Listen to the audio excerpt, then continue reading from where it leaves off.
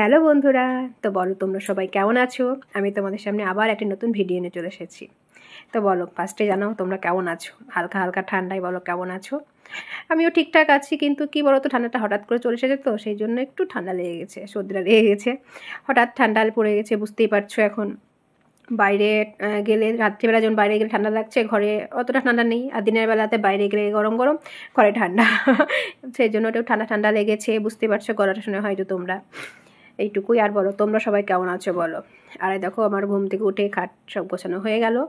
আর সোফার উপরে দেখো কত কিছু রাখা আছে, কত খাতা, দেখেছো? খাতাগুলো এখানে সব জমা হয়েছে একটা একটা করে। চলো এগুলো নিয়ে যাই, ঘরটাকে ঠিকঠাক করে রাখি, গুছিয়ে টুছিয়ে রাখি, তারপরে তো অন্য কাজ আছে। আর দেখো এই চাদরটা আজকে আমি সকালে বের করেছি, ঠান্ডা লাগছিলো ভালোই সকালে বাইরে গিয়ে, তো সেই জন্য চাদরটা গায়ে দিয়ে ঘুরছিলাম।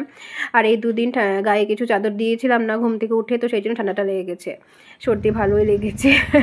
আর এই দেখো বাইরে সব কেচে মেলে দিয়েছি, আমি সকাল সকাল সব কেচে মেলে দিয়েছি। আর আজকে কিন্তু ভালো রোদ আছে বাইরে, দেখেছো কত সুন্দর রোদটা আছে, খুব ভালো রোদ আছে। কিন্তু ঘরে ঠান্ডা, বাইরে গেলে রোদ আছে, ভালোই লাগছে রোদটা, কারণ কদিন তো একদমই রোদ ছিল না, মেঘলা মেঘলা ছিল, তো ভালোই লাগছে রোদটা। ঠান্ডার সময় তো রোদ ভালোই লাগে, তাই না? তারপরে দেখো আমি রান্না শুরু করে দিয়েছি। এই দেখো এদিকে হচ্ছে মাছের ঝোল, দেখো হয়ে গেছে বলতে গেলে রান্না আমার। আর এই দেখো এদিকে একটা চচ্চড়ি করেছি, ঠান্ডার সময় চচ্চড়ি খেতে তো ভালোই লাগে, তাই না? তোমরাও বলো তোমাদের কেমন লাগে খেতে, আমার তো খুব ভালো লাগে ঠান্ডার সময় চচ্চড়ি খেতে। তো করে ওটা করা হয়ে গেছে, আর মাছের ঝোলটা হচ্ছে। আর এই দেখো এদিকে ভাতটা বসিয়ে দিয়েছি, ভাতটাও ফুটছে। এগুলো হলেই রান্না কমপ্লিট হয়ে যাবে আমার, তারপরে স্নান করে নেব।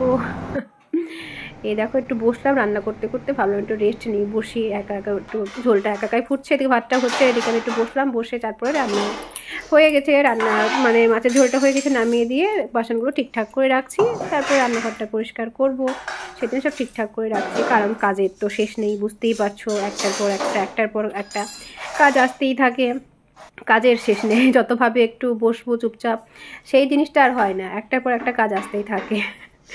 বলো তোমরা কি করো, সেটাও বলো, তোমরা কি করো।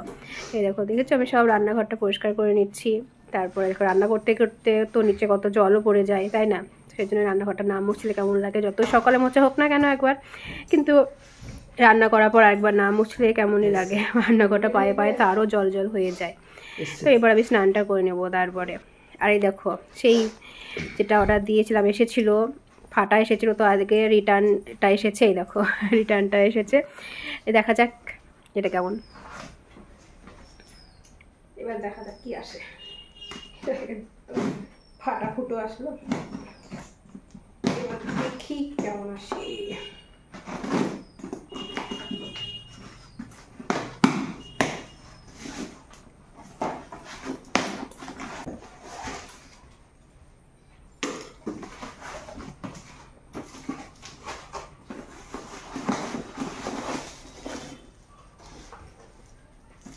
এবার দেখ কত ব্যাক করাই নাই,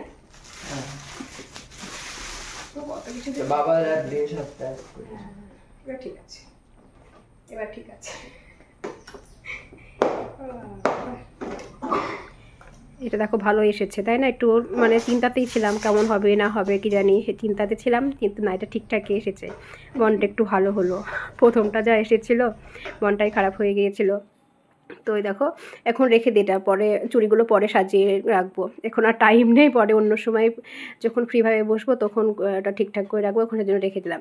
এখন দেখো জামা কাপড়গুলো সব শুকিয়ে গেছে, এগুলো এখন ভাঁজ করি, তারপরে অন্য কাজ। তো চলো ভিডিওটা বেশি বড় করব না, এইটুকুই করব, কারণ বেশি বড় করলে তোমাদের অতটা মানে ধৈর্য থাকবে না ভিডিওটা দেখার, তাই না? তো সেই জন্য ছোটো ছোটো ভিডিও করব যেন তোমাদের ভালো লাগে। তো বলো তোমাদের আমার ভিডিওটা কেমন লেগেছে, সেটা অবশ্যই কিন্তু কমেন্টে জানাবে, ভালো লেগেছে জানাবে, খারাপ লাগলেও জানাবে। তো চলো সবাই ভালো থেকো, সবাইকে বাই।